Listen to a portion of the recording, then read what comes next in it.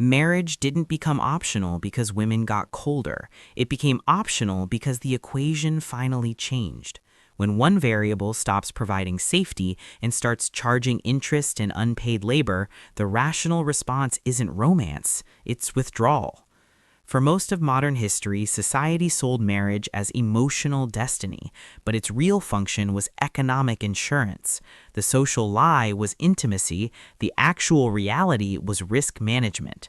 The data shows that when women gained reliable access to income, education, and legal autonomy, marriage lost its monopoly on survival and revealed its fine print. From an economic and sociological lens, the shift is stark. In industrial and post-war economies, marriage compressed costs, shared housing, divided labor, predictable roles. But in late-stage capitalism, that compression fractured. Wages stagnated, housing inflated, and dual-income households became mandatory just to maintain baseline stability. The institution didn't evolve fast enough to redistribute domestic labor or cognitive responsibility, so the burden pooled unevenly. The data doesn't suggest women abandoned marriage, it suggests they audited it. And the audit showed a structure where the benefits plateaued while the liabilities quietly compounded. Zooming out, this isn't a gender rebellion, it's a systems response. Globally, as societies cross a threshold where individual survival no longer depends on kin-based contracts, relational structures loosen. The same pattern appears when agrarian economies industrialize or when extended families fracture into urban single units. Marriage, once a load-bearing beam, becomes a decorative arch, still meaningful but no longer required to keep the roof from collapsing. Here's where it hits you.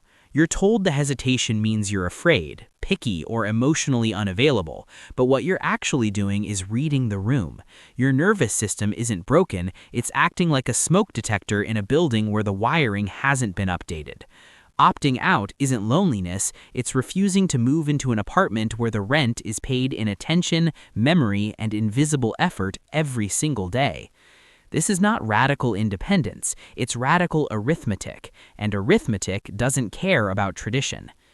The myth insists that fulfillment is a narrow bridge and marriage is the toll booth. Miss it and you fall behind life itself. The reality is quieter and more unsettling.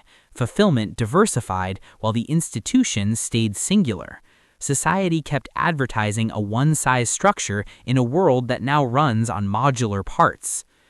Through a sociological lens, what changed wasn't women's desires, but the cost distribution inside intimacy.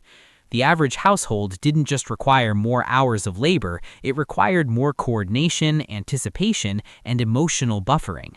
That invisible work scaled upward as life became more complex: medical paperwork, school systems, elder care, dual careers, yet the expectation that women would absorb the cognitive overflow remained. The marriage didn't fail, it stalled mid-update. The system kept asking one partner to act like background software while the other ran foreground tasks. Historically, institutions that fail to rebalance collapse softly. They don't shatter, they empty. Participation declines, enthusiasm cools, and what was once compulsory becomes ceremonial.